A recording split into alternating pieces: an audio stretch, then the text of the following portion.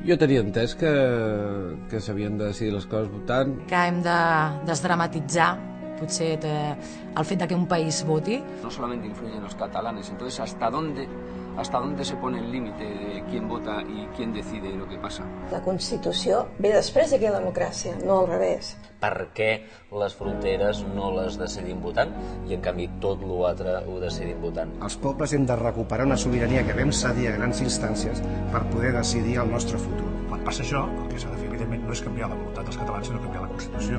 El derecho a la autodeterminación no prejuzga el resultado. Perdona, potser jo vull fer la consulta i vull votar que no. M'agradaria una Catalunya que sense complexes interns s'escolta ella mateixa, es debat ella mateixa i després pren una decisió.